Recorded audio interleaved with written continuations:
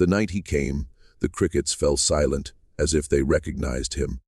He stepped onto the red, soaked road with the patience of someone who knew time would always make room for him. The plantation houses loomed like tired gods, their white columns cracked, their porches sagging under the weight of old lies. He did not announce himself. He never did. He let the dark do the talking. Let the lanterns flicker, as if they were remembering something they had tried hard to forget. They would later call him the Black Widower, though no one could say when the name first surfaced. Some claimed it was because he dressed in mourning, others because death seemed to follow him like a loyal hound. The truth was simpler and far more unsettling. He listened. In a world ruled by men who took without hearing a word, he listened to the women who had learned to speak only in half-truths and glances. He listened to the way their voices trembled when they spoke of love as if it were a debt unpaid, and how their laughter sounded like glass rubbed raw. The first wife met him by accident, or so she believed. A dropped handkerchief, a shared glance, a conversation that slipped too easily into confession. He never touched her hand. He never needed to. He spoke of loss as if it were a language he had been born speaking, and she answered without realizing she was being led somewhere dangerous. When she returned home that night, the house felt smaller, the master who ruled it, suddenly a stranger wearing a familiar face.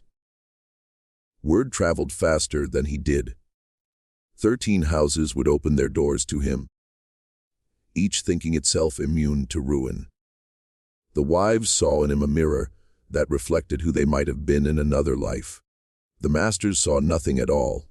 They were too busy guarding land and legacy, too confident in a power built on silence. They did not notice the subtle shifts, the way portraits were moved, the way ledgers went missing, the way heirs began to ask questions that had no safe answers. His revenge was never loud. It did not bleed. It settled. It rearranged the world with a surgeon's care, cutting away futures rather than flesh. By the time the plantation bells rang in alarm, it was already over. The widower was gone, leaving behind 13 homes where love had turned into a weapon, and memory had finally learned how to speak. He arrived without a name and without the kind of baggage that could be counted, stepping out of the long dusk as if the road itself had decided to give him up. The plantations rose ahead of him in stages, each one a little more tired than the last, their once proud facades dulled by humidity, rot, and the quiet persistence of guilt. He paused at the boundary where the wild brush ended and cultivated land began, feeling the invisible line beneath his boots, the place where suffering had been organized and given rules.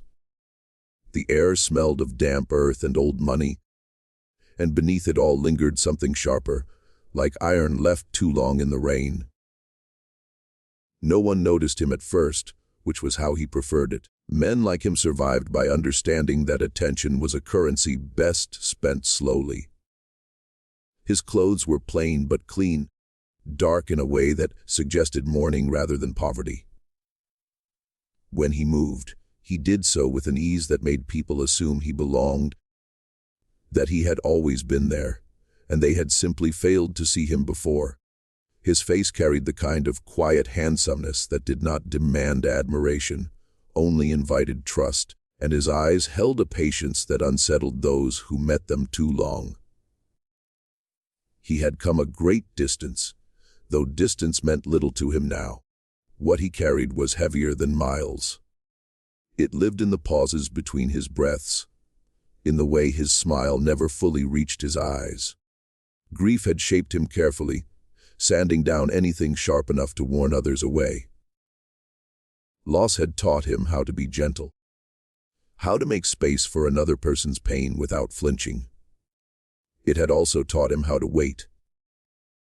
He understood decay because he had lived inside it, watching something once alive collapse slowly, beautifully, and without mercy.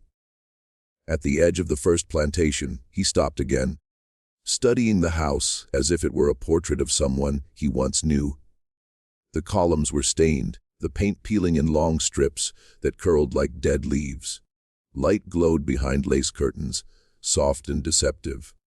Inside those walls, lives were arranged according to traditions no one remembered choosing. He could sense it, the way a man senses weather in his bones. Power lingered here, but it was brittle, sustained by habit rather than strength. That brittleness was what had drawn him. When he finally stepped onto the gravel path, the sound seemed too loud, an intrusion. Somewhere nearby, a dog barked and then went quiet. He felt the familiar tightening in his chest, the old ache that surfaced whenever he came close to what he sought. He welcomed it. Pain was proof that he was still moving forward. Pain meant he had not forgotten why he was here. A servant passed him on the path, eyes lowered, steps quickened. The man did not look back, but the widower felt the ripple he left behind, the instinctive unease that followed him like a shadow. He was accustomed to it. Animals sensed storms before they arrived. People sensed him in much the same way, though they rarely understood why. To them, he would be a stranger, perhaps a traveler seeking work or rest. To himself, he was something else entirely, a consequence set in motion long ago. He remembered another road, another night, when he had stood powerless at the edge of a different estate, listening to screams that never reached the stars. That memory did not come as images anymore, but as sensations, the smell of smoke, the sound of laughter. Where there should have been silence, the weight of knowing that nothing he did would be enough. The past had taken something from him that could never be returned, and in its place it had left purpose, cold and precise. As he walked deeper into the plantation world, he felt the layers of performance settle around him. Here, men wore authority like armor and called it tradition. Here, women learned early how to survive by disappearing in plain sight. He did not judge them. Judgment was too simple, too clean. He was interested in understanding, in tracing the shape of their lives back to the choices that had trapped them. Charm came easily to him now, not because he enjoyed deception, but because he had learned that kindness, when offered without demand, was irresistible. He would take a room somewhere nearby, perhaps in a small town that fed on the wealth of the plantations, without ever touching their foundations. He would listen first. Listening was the most important part. Stories leaked out when people believed they were safe, when they mistook attention for affection. He had perfected the art of being forgettable until the moment he was not, of being present without leaving fingerprints. Every step he took was deliberate, every pause measured. By the time the sun disappeared completely and the plantation lights flickered on like watchful eyes, the widower had already made his first decision. This place was ripe. The rot ran deep, and beneath it lay the bones of too many unspoken crimes. He felt no doubt, only the steady calm that came when a long-anticipated moment finally arrived, and as he crossed fully into their world, grief settling over him like a second skin, he knew that nothing here would remain untouched once he began to speak, and once they began, finally, to listen to him and to themselves, and had been waiting years to be heard, and now had found its way back into the light through him, and through the path he was walking toward, without looking back or slowing down, even as the night got closed around him, and the first fragile tightened, just enough to be felt, but not yet seen. Again rumors, before anyone could agree on his face.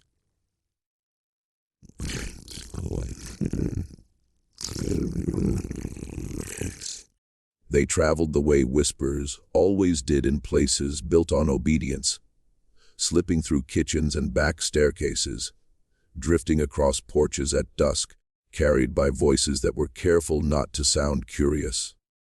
A man had been seen in town, they said. a quiet sort who asked nothing and remembered everything. Some claimed he had come to sell something, others that he was looking for work, but no one could explain why people felt lighter after speaking to him, as if an unseen weight had been set down for a moment. He did not rush the spread of his presence. He understood that influence, like rot, worked best when it was allowed to grow unnoticed. He sat in the corner of the general store with a cup of bitter coffee, nodding when spoken to, offering small smiles that made people feel acknowledged without feeling exposed. When he asked questions, they were never pointed. He inquired about the weather, the harvest, the condition of the roads, and somehow the answers bent toward confession. A comment about heat became a lament about sleepless nights. A complaint about dust turned into a memory of something lost. Women noticed him first, not because he was bold or striking, but because he did not look through them. His attention did not skim their surfaces and move on. He listened as though each word mattered, as though there was nothing else he would rather be doing than hearing what they chose to say. For women accustomed to being spoken over or spoken for, this felt dangerous and intoxicating. They found themselves lingering, inventing reasons to pass by the places where he might be, startled by how quickly silence between them felt comfortable. There was something priest-like in the way he received their stories, though he never offered absolution. He did not interrupt, did not correct, did not rush to soothe. He allowed pauses to stretch, allowed emotion to rise and fall without trying to shape it. That restraint made him feel safe. It suggested that he was not collecting their words for his own use, that he was not measuring them against some hidden judgment. He made no promises, and in a world where promises were weapons, this absence became a promise in itself. The men, when they noticed him at all, dismissed him. He was too quiet, too unassuming to be a threat. A man who did not boast or bargain aggressively was easily overlooked. Plantation masters passed him in town with polite indifference, their eyes sliding away as if repelled by something they could not name. They were accustomed to dominance announced loudly, reinforced through spectacle and fear. A man who practiced none of these things did not register as competition. As the days passed, his name changed with each telling. To some, he was a widower, marked by the way his gaze softened at the mention of wives and families. To others, he was simply a traveler, carrying no visible attachments. The uncertainty only fed the fascination. People filled the gaps with their own desires and assumptions, shaping him into whatever they needed him to be. He allowed it. Being undefined gave him room to move. Conversations that began in public spaces followed him into quieter ones. A bench near the river, a shaded corner of a garden, a long walk along a fence line where the fields stretched endlessly, swallowing sound. Here, voices lowered and truth sharpened. Women spoke of loneliness that had calcified into routine, of husbands who treated them as ornaments or ledgers, of nights spent staring at ceilings and wondering how their lives had narrowed so completely. He did not encourage these confessions, but he did not stop them either. His presence created a permission they had never been granted. What unsettled them most was how he remembered. He recalled names, details, small observations that suggested genuine care. A child mentioned in passing, a fear admitted quietly, the way someone preferred their tea. These remembrances were rare and therefore precious. They made the women feel seen in a way that bordered on revelation. It was not desire that bound them to him at first, but recognition. The shock of realizing that someone had been paying attention all along. The rumors grew sharper at the edges. Some said he had a sadness that could be felt across a room. Others insisted he had a smile that made you forget your own reflection. There were whispers of women who seemed changed after speaking with him, who stood a little straighter, whose eyes no longer dropped so quickly. No one could point to a single improper act, a single scandal. That absence of evidence made the unease worse. In a society trained to fear open rebellion, subtle shifts were far more threatening. He heard the rumors, of course. They reached him the same way all things did, indirectly, carried by voices that did not realize they were delivering intelligence. He adjusted nothing. His patience was absolute. He understood that fascination, once kindled, required no tending. It fed on itself, growing stronger with each unanswered question. He had become a presence, and presence was enough. By the time the plantation wives began to seek him out, rather than stumble upon him, the transformation was already underway. They told themselves they only wanted to talk, only needed a sympathetic ear. He never contradicted them. He simply listened, his attention steady, his grief a quiet undercurrent that made their own pain feel legitimate. And as their words spilled out into the waiting air, the legend of the man who listened better than priests took its final shape, settling into the collective consciousness like a secret everyone knew and no one dared name aloud. The first rupture was so quiet that most people missed it entirely. Nothing burned, no body was found, no carriage fled into the night. The plantation continued to breathe as it always had. Fields stretching obediently toward the horizon, bells marking time with mechanical certainty. Yet something had shifted, a pressure change felt only by those who lived closest to the fault line. The master of the house sensed it first, though he could not have named it if pressed. His wife still sat at the table each morning, still poured his coffee, still nodded at the appropriate moments, but her presence had altered in a way that made his skin prickle. She had met the widower 3 times before anything changed, or so she believed.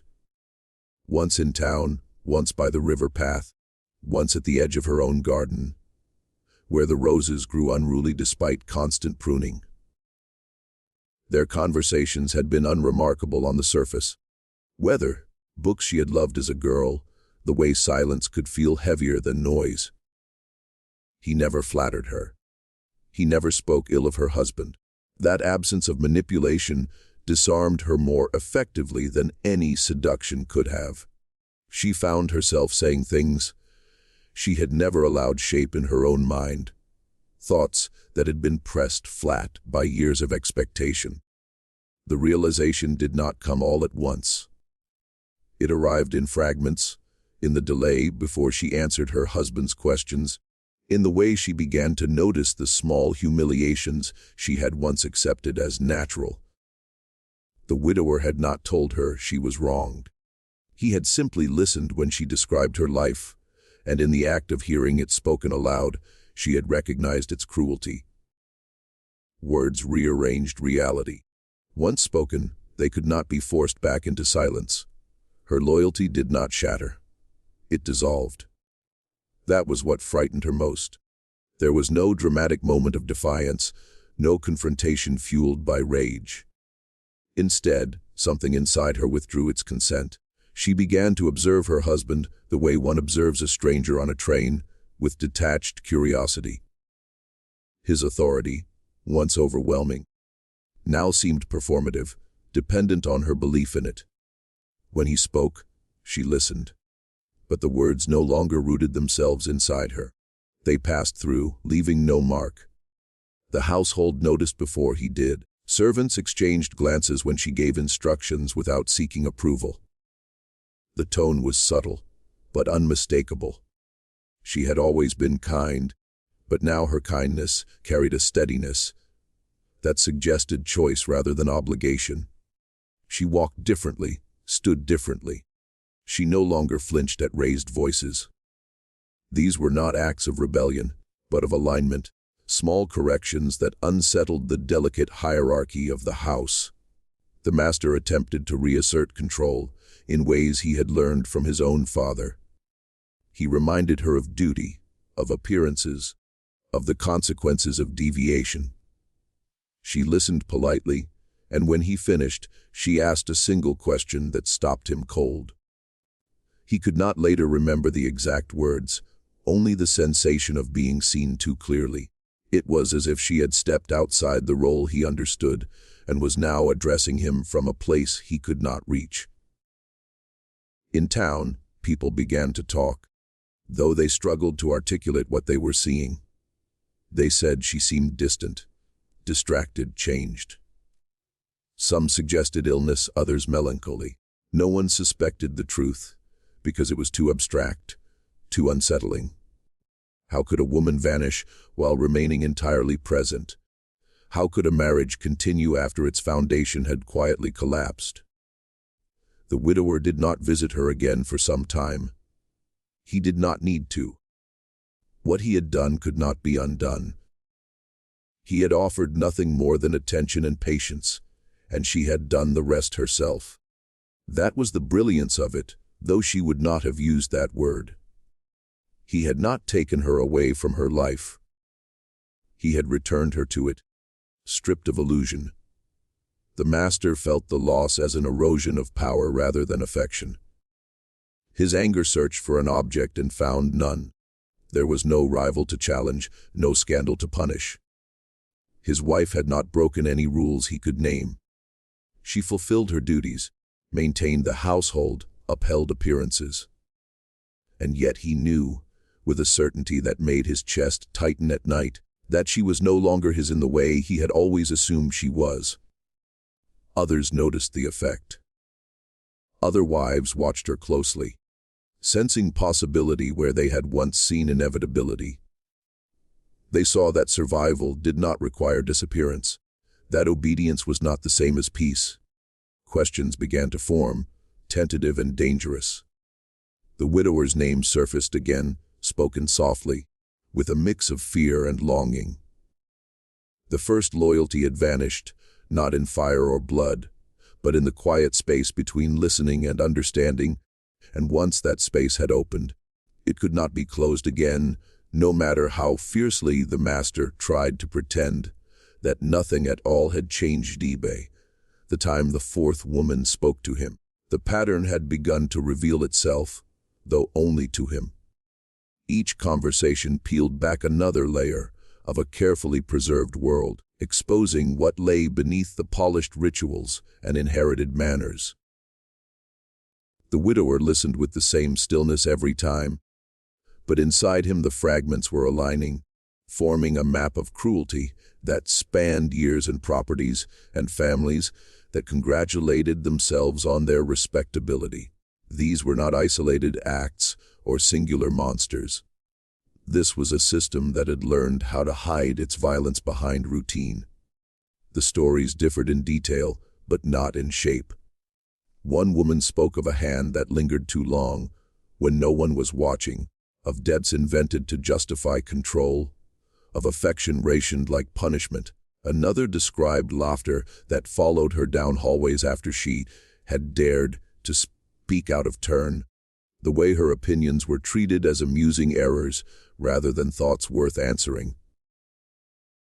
A third talked about girls sent away quietly, about accidents that solved inconvenient problems, about how silence was rewarded with comfort and safety. None of them framed these memories as crimes at first. They offered them the way people offer weather reports, as conditions to be endured. The widower never reacted as they expected. He did not stiffen at the worst confessions, did not express outrage or pity. He absorbed their words as if they were facts that required no performance in response. That calm unsettled them more than anger ever could. It suggested that what they had endured was neither unbelievable nor unique. Slowly, painfully, they understood that their suffering was part of a larger design, replicated across households that pretended not to know one another's secrets. With each revelation, the widower saw more clearly how the plantation masters had protected themselves. They traded favors and silences, reinforcing one another's authority through shared guilt. A man who spoke out would implicate himself. A woman who resisted would be isolated, labeled unstable or ungrateful. The architecture of power was elegant in its efficiency, leaving no obvious point of attack. Violence, when it occurred, was framed as correction. Exploitation was called tradition. Everything had a name that softened its edges. The widower's grief sharpened into something more precise. He recognized echoes of his own past in their stories, moments where help might have existed if only someone had listened. That recognition did not overwhelm him. It steadied him. Each confession confirmed that he had not misread this place, that the rot he sensed on his first night ran exactly as deep as he feared.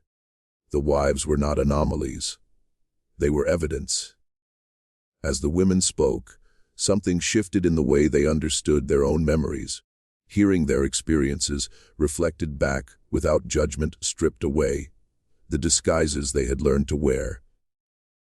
They began to name things differently. What had once been discipline became abuse. What had been protection revealed itself as imprisonment. The widower did not supply these words. He waited for them to arrive on their own, knowing that language chosen freely carried a force that language imposed never could. He kept careful track, not of emotions, but of actions. Which master struck servants when drunk? Which one manipulated inheritance to punish dissent? Which one cultivated a public image of benevolence that masked a private appetite for control? The wives did not realize they were contributing to something larger. They believed they were finally being allowed to speak, and that was enough. The widower never corrected them. He allowed them their partial understanding, their sense of intimacy, because it served a greater clarity he alone possessed. What emerged was a network of harm that sustained itself through repetition. Each master believed himself exceptional, justified, misunderstood. Each wife believed herself alone until she wasn't. The widower saw how easily the system could survive exposure if that exposure lacked focus. Rage would burn briefly and then fade. Scandal would be contained. Apologies would be made without change. He understood that revenge, to be lasting, would need to bypass outrage entirely and strike at something these men valued more than comfort or reputation. The women began to compare notes, cautiously at first, in glances and half-spoken sentences. Recognition passed between them like a current. They saw the same gestures, the same phrases repeated in different houses, as if their husbands had been trained from a single manual. This realization did not unite them in rebellion, but it eroded the isolation that had kept them compliant. They were no longer singular failures. They were participants in a pattern that had been designed without their consent. The widower watched this awareness spread with restrained satisfaction.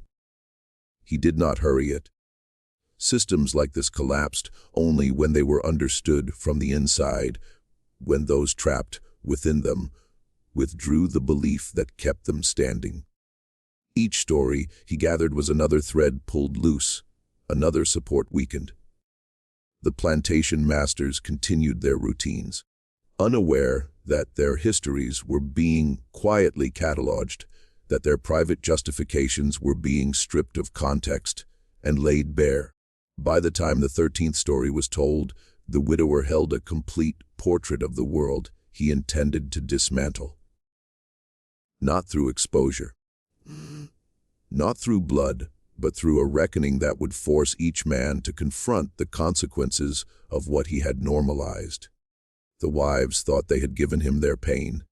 In truth, they had given him the blueprint of a cruelty so ordinary it had mistaken itself for permanence. And now that blueprint existed outside their control, assembled patiently from whispered truths that no longer belonged only to those who had been taught to endure them the moment his motive became clear, did not arrive as a confession or a dramatic reveal, but as a quiet alignment of memory and intention that settled into him with unsettling calm. The widower had never imagined himself as an avenger in the way stories preferred, driven by rage or spectacle.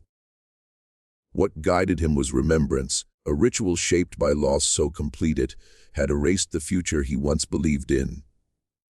Each conversation, each carefully cultivated intimacy, was not an act of seduction for its own sake, but a step in a process he had been rehearsing internally for years.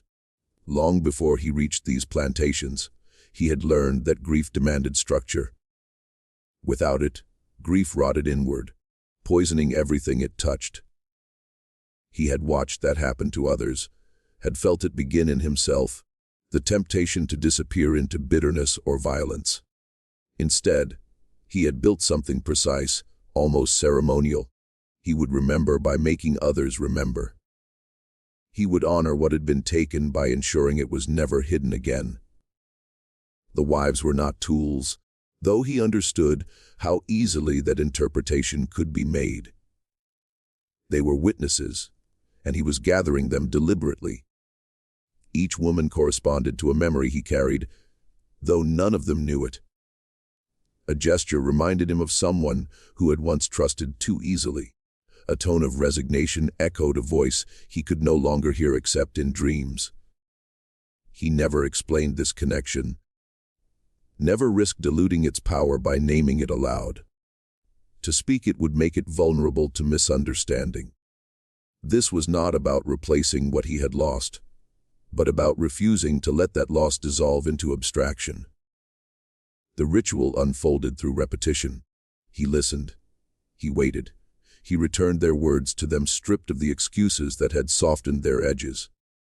In doing so, he transformed private suffering into something that could be acknowledged without apology. That acknowledgement was the core of his revenge. The plantation masters thrived on erasure, on the idea that what could not be publicly named did not truly exist. By restoring these buried truths to consciousness, he undermined the very logic that protected them. He marked each conquest not with a token or a tally, but with a moment of internal recognition. Another injustice identified, another silence broken, another confirmation that his grief had not lied to him about the nature of the world that had shaped it. 13 was not an arbitrary number. It corresponded to a span of years, to anniversaries he had once observed alone, to names he recited privately as if they were prayers. Each seduction aligned with a date he never allowed himself to forget. What made his revenge bizarre was not its method, but its restraint. He did not seek to humiliate the wives or discard them once they had served his purpose. He remained present, attentive, consistent. This consistency unsettled them as much as the intimacy itself. They had learned to expect affection to be conditional, withdrawn at the first sign of inconvenience. His attention did not waver.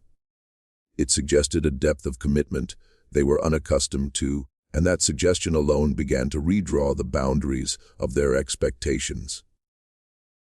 Through this sustained presence, he ensured that the changes he initiated would endure. A momentary affair could be dismissed as weakness. A sustained transformation could not. The wives began to act differently not because they were inspired to rebel, but because they could no longer unknow what they knew. Their complicity, once enforced through fear and isolation, dissolved under the weight of shared awareness. The widower had calculated this carefully. He was not dismantling individual marriages. He was corroding the foundation that made those marriages instruments of control. In his private moments, he revisited the memory that had started everything. It no longer arrived as raw pain, but as a steady presence, guiding his choices. He imagined explaining his actions to the person he had lost, not seeking approval, but clarity. Would they understand this path? Would they recognize the necessity of patience, of precision? He believed they would. They had understood him better than anyone, had seen his capacity for stillness, for endurance. This was endurance refined into purpose. The widower did not delude himself into believing he was righteous. He knew he was manipulating lives, reshaping futures without consent. That knowledge did not deter him. It anchored him. The plantation masters had done the same, cloaking their actions in legitimacy and tradition. He was simply refusing to disguise what he was doing. His honesty, even if unspoken, distinguished him from those he targeted. He did not pretend this was justice. It was remembrance enacted through consequence. As the fifth woman left him one evening, her face marked by a clarity that frightened her, he felt the ritual deepen. This was no longer preparation. It was momentum. The path ahead was fixed now, not by fate, but by choice reaffirmed with each step. He carried his grief forward not as a wound, but as a compass, guiding him through a landscape of inherited cruelty toward an ending that would not restore what was lost, but would ensure it was never again buried beneath politeness and silence and the comforting lie that nothing truly terrible happened here. The change in the wives did not announce itself with raised voices or slammed doors. It surfaced the way winter crept into the bones, gradual and undeniable. At first, it appeared as confidence mistaken for mood. A sharper tone here, a longer pause before answering there. The plantation masters sensed it, but lacked the language to name it, and so they dismissed it as temperament, as the fickleness they had been taught to expect, and therefore ignore. What they did not understand was that something fundamental had shifted, something that could not be corrected with reprimand or reward. The wives had begun to see themselves differently, and that altered everything. Where they had once navigated their days by anticipation and avoidance, they now moved with a strange calm that came from recognition. They knew what their husbands were, not as abstractions or roles, but as men shaped by habits of domination. This knowledge stripped away fear's mystique. Fear, once named, lost its hold. They no longer mistook unpredictability for power. They no longer interpreted cruelty as strength. The widower had never taught them this directly. He had simply given them a space where their thoughts could exist without punishment, and that had been enough. In subtle ways, they began to mirror the very traits that had once oppressed them. They learned when silence was more effective than pleading. They learned how authority functioned, how it depended on confidence more than force. When they spoke, they did so without apology. When they withheld affection, it was deliberate rather than reflexive. The men who had long relied on their wives' emotional labor to stabilize their tempers found themselves adrift, confronted by a coolness they could not provoke into submission. This transformation unsettled the social rhythms of the plantations. Dinners grew tense not because of arguments, but because of absence. The wives no longer filled every gap with reassurance. They did not smooth over discomfort or redirect attention away from awkward truths. When a master boasted, his wife did not smile automatically. When he criticized a servant, she did not rush to soften the blow. These omissions were small, but they accumulated, eroding the illusion of harmony that had shielded these households from scrutiny. Among themselves, the wives recognized the change instantly, a look exchanged across a room, a shared silence during a social call. They did not speak openly about the widower or about what had awakened inside them. They did not need to. There was a shared understanding that language was still dangerous, that clarity did not require proclamation.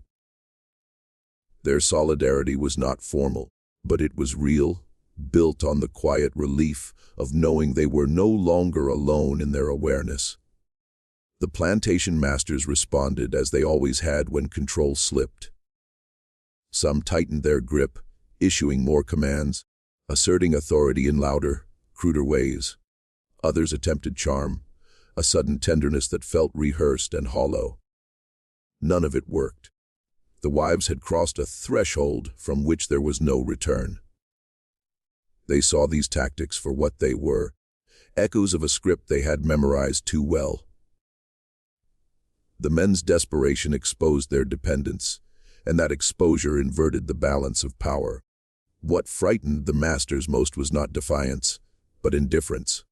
Anger could be punished. Tears could be manipulated. Indifference offered no leverage. When a wife listened to her husband's threats with polite detachment, it unsettled him more deeply than open resistance ever could. He sensed the loss of something essential, something he had assumed was permanent. He did not yet understand that it was belief he had lost, the unspoken agreement that his authority was natural and deserved. The widower observed these changes from a careful distance. He did not intervene, did not instruct. He understood that transformation imposed from outside rarely endured. What he had set in motion was now self-sustaining. The wives were learning not only to survive within the system, but to reflect it back upon those who had designed it. By adopting the master's emotional restraint, their strategic silences, their refusal to explain themselves, they exposed the hollowness at the center of that power. In adopting these traits, the wives did not become cruel. They became precise. They chose their moments, measured their words, conserved their energy. They no longer wasted themselves trying to be understood by men invested in misunderstanding them. This precision was misread as coldness, as calculation, and in that misreading lay its effectiveness. The masters had always valued calculation. Now they faced it without the advantage of experience. The social fabric of the plantations began to fray. Long-standing alliances between families weakened as tensions spilled into public view. The wives, once expected to serve as bridges between households, withdrew that labor. Invitations went unanswered. Visits shortened. The rituals that had maintained the appearance of unity lost their warmth. Gossip shifted in tone, no longer focused solely on transgressions, but on the unsettling sense that something was wrong beneath the surface of respectability. Through it all, the widower remained what he had always been, attentive and patient, neither claiming credit nor seeking acknowledgement. He watched as the women he had listened to stepped into a version of themselves that had been waiting quietly for permission to exist. They were not liberated in the way stories promised. They were altered, sharpened by understanding, and that alteration carried consequences that would continue to unfold long after his presence faded. Consequences born from the simple, irreversible fact that once a person recognizes power for what it is, they can never again be convinced that it is benevolent, and that recognition, shared and embodied, becomes its own form of quiet dominance that spreads without needing instruction or approval or even hope, moving through rooms and relationships like a shadow that does not announce itself, but is impossible to ignore. The revenge revealed itself not through violence or scandal, but through an absence that grew heavier with each passing season. The widower understood that blood invited martyrdom and outrage, that ruined reputations could be laundered with time and money. Legacy, however, was fragile. It depended on continuity, on stories passed down intact, on heirs willing to inherit not just land but belief. He aimed there, at the future these men assumed was guaranteed, and he did so by rearranging the loyalties that sustained it.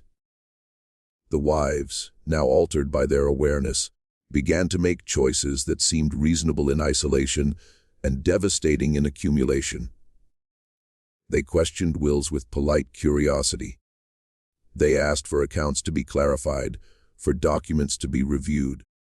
They expressed concerns about sons being raised into the same habits they had learned to fear, about daughters being trained for submission rather than survival.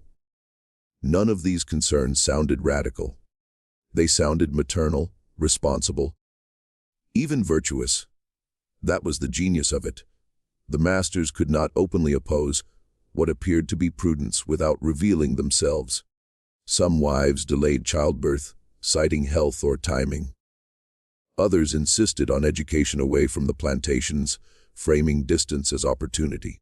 A few began to favor nieces, nephews, or distant relatives in ways that subtly shifted lines of inheritance. Trusts were restructured, guardians appointed. Decisions that had once been automatic became subject to discussion. Each conversation was calm, measured, supported by reason.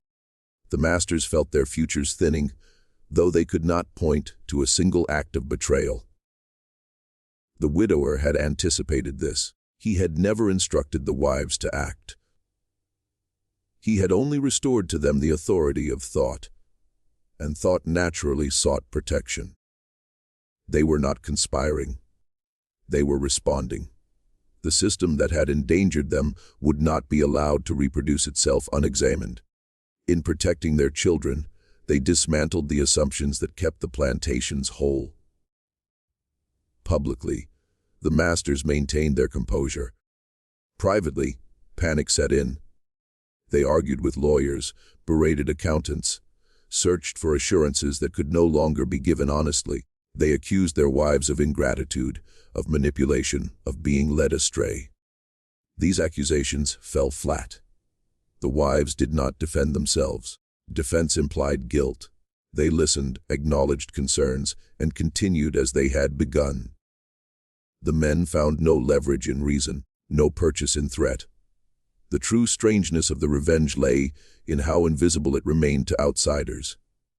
There were no trials, no arrests, no public reckonings. The plantations did not fall overnight. They weakened quietly, estates divided rather than consolidated, fortunes dispersed rather than hoarded. Heirs grew distant, uninterested in preserving traditions that now felt hollow. The grand houses remained standing, but their purpose shifted, their authority diluted. In social gatherings, the wives spoke differently about the future. They emphasized responsibility over pride, care over control. These values spread, not as ideology, but as preference. Younger women listened. Younger men absorbed the change without realizing its source. The old masters watched their influence wane, not replaced by rebellion, but by irrelevance. They had built their power on being necessary. Now they were merely present. The widower observed the results with a restraint that bordered on reverence. This was the outcome he had envisioned during long nights of planning, though even he could not have predicted every variation. He saw how revenge could be surgical, how it could bypass the body entirely and strike at the story a man told himself about his permanence. The masters had believed they would endure through their names, their lands, their sons. Now those continuities were uncertain, conditional, subject to scrutiny they could not escape. Some masters attempted reconciliation, offering concessions too late to matter. Others hardened, retreating into bitterness. None regained what had been lost. Legacy, once fractured, could not be commanded back into coherence. It required trust, and trust had drained away quietly, carried off by women who had learned that endurance was not the same as obligation. The widower did not stay to watch every consequence unfold. He did not need to. Revenge of this kind required no witness once set in motion. It would continue long after his absence became another rumor, another uncertainty. The plantations would tell different stories now, stories interrupted by questions, by choices that did not align neatly with tradition. The men who had once ruled without challenge would be remembered, if at all, as figures from an unfinished past, their authority reduced to footnotes and cautionary anecdotes, rather than foundations to be preserved. What made the revenge complete was its refusal to end. It did not climax, it propagated. Each altered inheritance, each redirected future. Each child raised with a different understanding of power extended the reckoning forward. The widower had not destroyed these men. He had ensured they would not be replicated unchanged.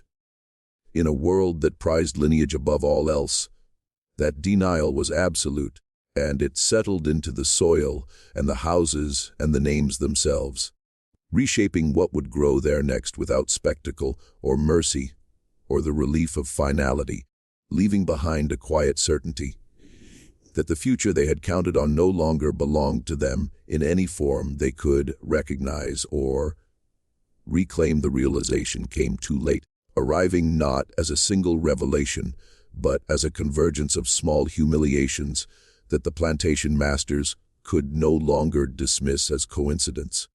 They had spent their lives watching for threats that announced themselves loudly, challenges that could be crushed with authority or money or force.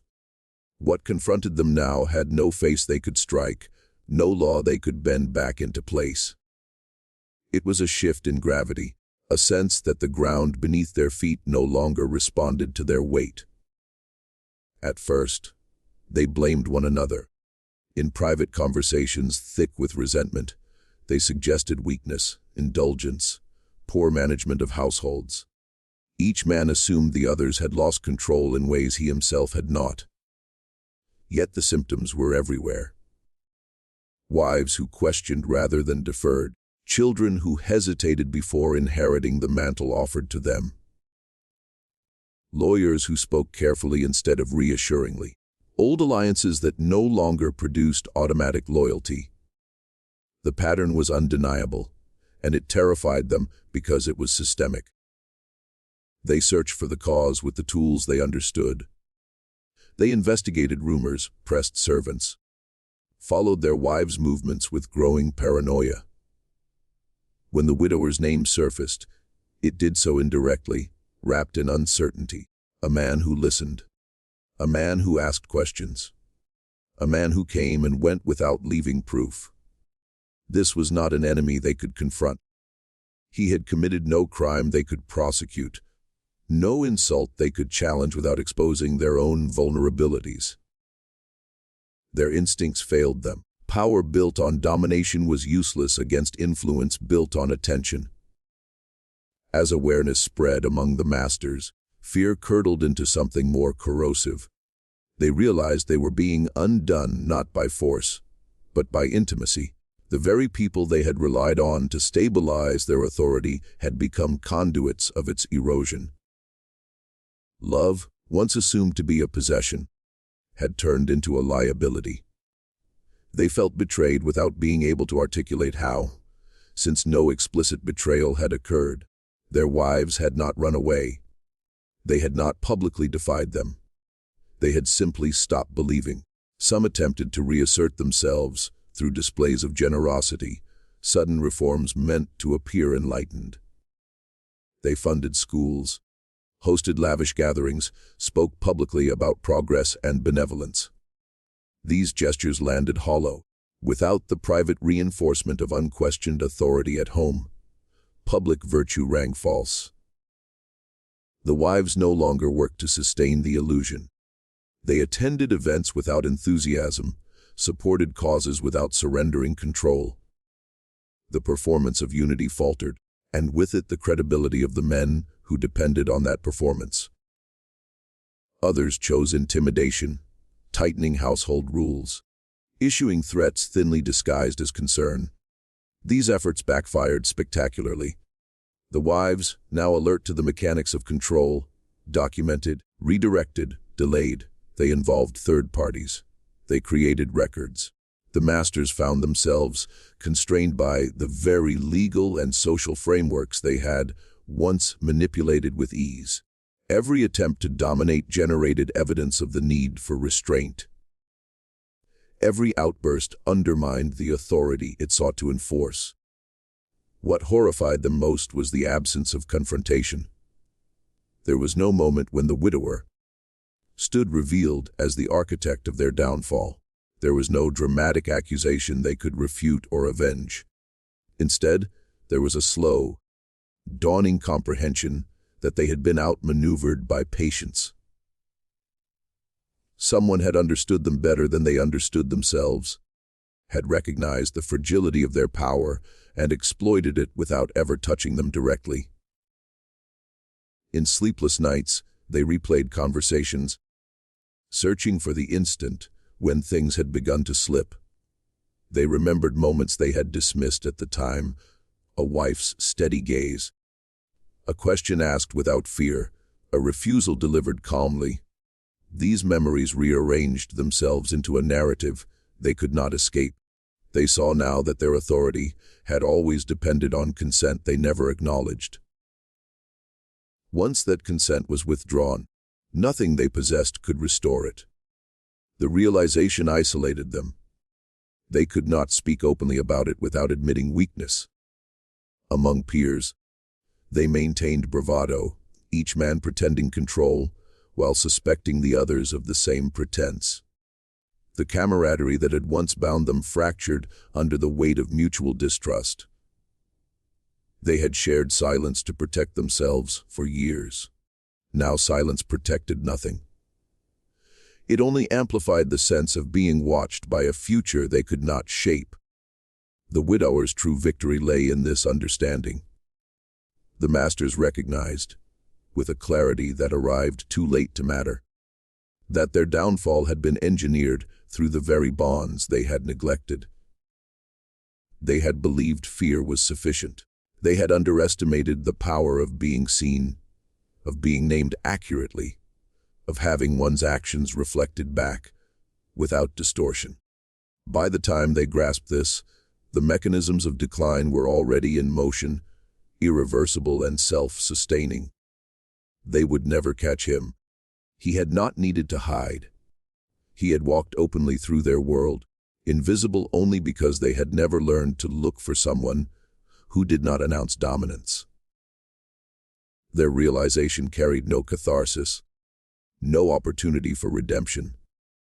It was simply knowledge, settling in with the weight of inevitability, forcing them to live out their remaining years aware that they had been undone not by an uprising or a rival, but by a man who understood that power rooted in silence collapses the moment silence is replaced with listening, and that this collapse, once recognized, cannot be halted by force or wealth or regret, only endured as the slow consequence of having mistaken control for permanency. He left the way he had come, without ceremony and without witnesses who could agree on the moment of his departure. One day he was simply no longer present in the places that had learned to expect him. The bench by the river stayed empty. The corner table in the general store remained unclaimed. People asked after him cautiously, as if speaking his absence too loudly might summon consequences. No one had seen him pack. No one had heard him say goodbye. It was as though the land itself had released him once his work was complete. In the wake of his disappearance, the plantations did not collapse. That was what unsettled everyone most. There was no dramatic reckoning to point to, no single event that could be blamed or mourned. Life continued, but it did so unevenly, as if the rhythm had been altered by a hand no longer visible. Decisions once made automatically now required discussion. Traditions once followed without thought were questioned quietly, and then set aside. The world he left behind felt looser, less certain of its own rules. The wives carried on, changed in ways that resisted easy description. They did not speak of him openly, not out of fear, but out of instinct. To name him would be to diminish what had occurred, to reduce it to a story about a man rather than an awakening that had taken root inside them. They returned to their households with a steadiness that endured beyond his presence. The clarity he had helped them reach did not fade with distance. It had become part of how they understood themselves. In 13 houses, legacies began to unravel. Not violently, but irrevocably. Estates were divided, land sold. Names that had once commanded obedience became subjects of polite indifference. Children grew up hearing different stories than their fathers had intended, stories that emphasized choice and consequence, rather than inevitability. The future bent away from the past, without ever breaking from it completely, creating a lineage altered enough to resist repetition. The plantation masters aged quickly in spirit, if not in body. They lived with an awareness that could not be escaped, the knowledge that something essential had been taken from them without their consent and without their ability to reclaim it. They were not ruined in the way enemies in old tales were ruined. They were diminished. Their authority lingered as habit rather than force, maintained out of politeness rather than belief. This subtlety made their defeat harder to articulate, and therefore harder to resolve. In time, stories about the widower drifted into myth. Some said he had been a ghost, others a conman, others an invention created to explain a change no one wanted to own. Details blurred. Motives were speculated upon and distorted. What remained consistent was the effect. People remembered a period when things had shifted, when questions had begun to surface, when silence had stopped functioning as protection. They remembered that whatever had happened, it had not been undone. The widower himself did not reappear elsewhere in any way that could be confirmed. Perhaps he had moved on to another place where listening was needed. Perhaps he had simply laid down the burden he had carried for so long. His purpose had never been to be known. It had been to ensure that what had been hidden could no longer be buried intact. In that, he had succeeded beyond anything spectacle could have achieved. What endured was the damage done by truth spoken too late to be dismissed. The plantation stood as monuments to a power that had mistaken endurance for invincibility. Their white columns and wide fields remained, but they no longer meant what they once had. They became reminders rather than assurances, symbols of a past that could be studied but not revived without scrutiny. The wives, once expected to vanish into history as footnotes to their husbands' names, left a different imprint. Their choices redirected lives that extended far beyond their own. They were not celebrated as revolutionaries. They were remembered, when they were remembered at all, as women who had been practical, cautious, oddly firm. The quietness of that legacy ensured its survival, and so the widower's final act was not disappearance, but diffusion. He became unnecessary. The truths he had helped surface no longer required his presence to persist. They lived on in altered expectations, in broken assumptions, in futures that refused to replicate the past exactly as it had been handed down. The revenge did not end. It settled. It embedded itself in memory and habit and inheritance, ensuring that the 13 households he touched would never again be able to pretend that nothing had happened, that nothing had changed, that the world they had built on silence could ever return to the comfort of not knowing or the safety of forgetting.